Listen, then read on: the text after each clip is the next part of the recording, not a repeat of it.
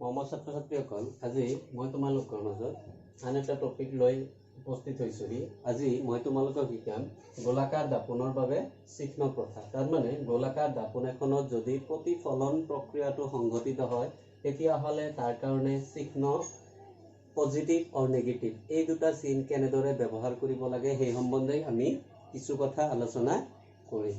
চোৱা, আমি গোলাকাৰ দাপোনৰ কথা আলোচনা কৰিছোঁ। গতিকে গোলাকাৰ দাপোন যিহেতু আমি পাইছোঁ অলৰেডি যে গোলাকাৰ দাপোন দুই প্ৰকাৰৰ, অৱতল আৰু উত্তল দাপোন।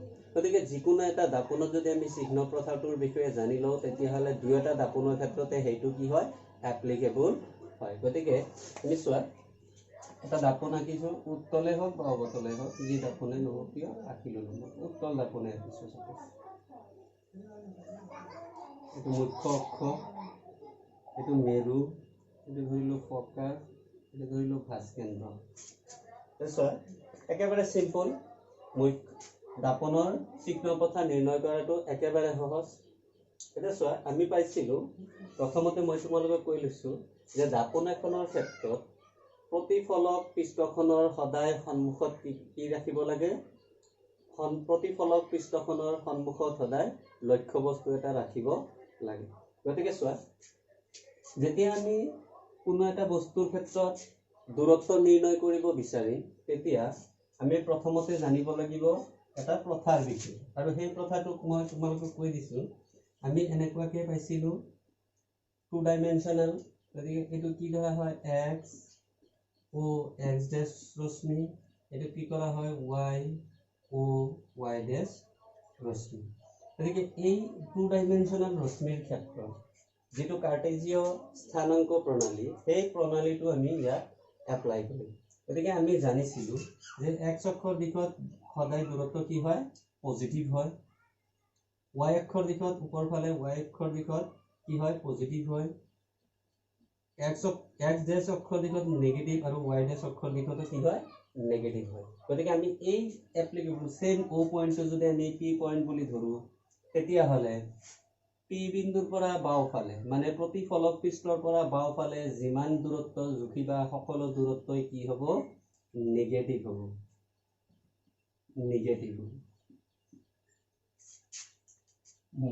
মেৰুবিন্দুৰ পৰা বাওঁফালে জোখা বা প্ৰতিফলক পৃষ্ঠখনৰ সন্মুখত জোখা সকলো দূৰত্বই কি হ'ব, নেগেটিভ হ'ব।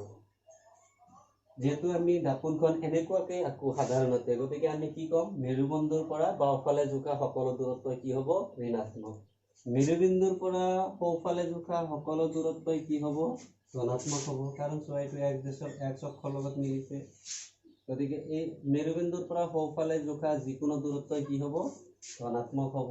এইফালৰ যিকোনো ডিষ্টেন্সে কি হ'ব, পজিটিভ হ'ব।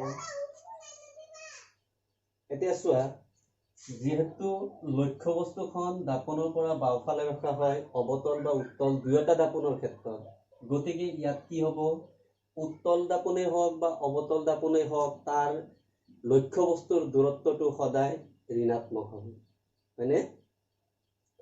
তাৰপিছত অৱতল দাপোনৰ ক্ষেত্ৰত যিহেতু ফকাস দৈৰ্ঘ্য বা ভাস্কেন্দ্ৰ সকলো দাপোনখনৰ মেৰুৰ পৰা বাওঁফালে থাকে, গতিকে ভাস্কেন্দ্ৰই হওক, ভাঁজ ব্যাসাৰ্ধৰ দূৰত্বই হওক বা ফকাস দৈৰ্ঘ্যৰ দূৰত্বই হওক, সদায় সকলো কি হ'ব, ঋণাত্মক হ'ব। কিন্তু উত্তল দাপোনৰ ক্ষেত্ৰত কেৱল মাত্ৰ লক্ষ্য বস্তুৰ দূৰত্বটো ঋণাত্মক হ'ব আৰু ফকাস দৈৰ্ঘ্যৰ হওক বা ভাঁজ ব্যাসাৰ্ধৰ হওক সকলো দূৰত্ব কি হ'ব, পজিটিভ হ'ব। নেক্সট আহে, দাপোনখনৰ মেৰুৰ পৰা যদি ওপৰ ফালে ধৰা হয়, মানে ৱাই অক্ষৰ দিশত, এইটো যদি এনেকুৱাকৈ ওপৰ ফালে যদি জোখা হয়, এই চাইডতে হওক এই চাইডতে হওক, যদি ওপৰ ফালে জোখা হয় তেতিয়াহ'লে তাৰ মানটো সদায় পজিটিভ হ'ব। আৰু যদি মূল বিন্দুৰ পৰা তল ফালে জোখা হয় তেতিয়াহ'লে তাৰ দূৰত্বটো সদায় কি হ'ব, নেগেটিভ হ'ব। বুজি পাইছা কথাখিনি? চিম্পল। তুমি এই এক্স ডেছ আৰু ৱাই ডেছ এই 2 ডাইমেনশ্যনেল থিয়ৰিটো কাৰ্টেজীয় প্ৰণালীটো যদি তুমি এই দাপোনখন আঁকি তাত ব্যৱহাৰ কৰা তেতিয়াহ'লে তুমি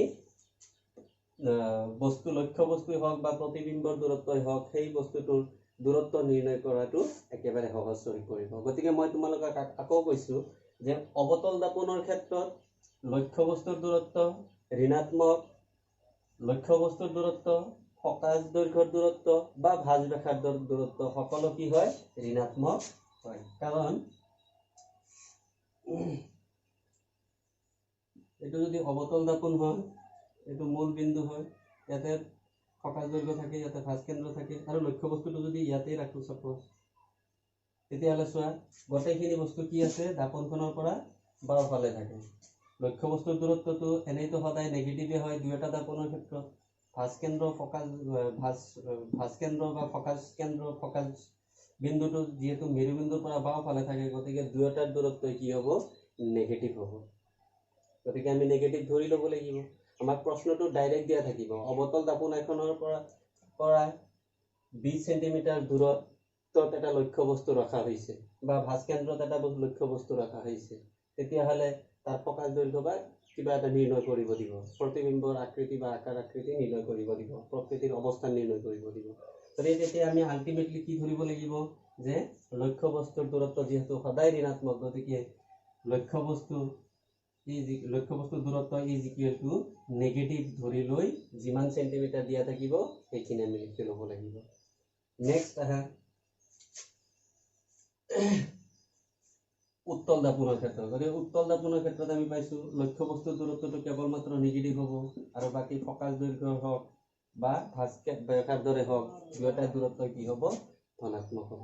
এতিয়া চাবা এটা বস্তু লক্ষ্য কৰিবা, ইয়াৰ পৰা যদি ওপৰ ফালে এই দুটা কেতিয়া আমাক লাগিব, ওপৰ ফালে আৰু তল ফালে।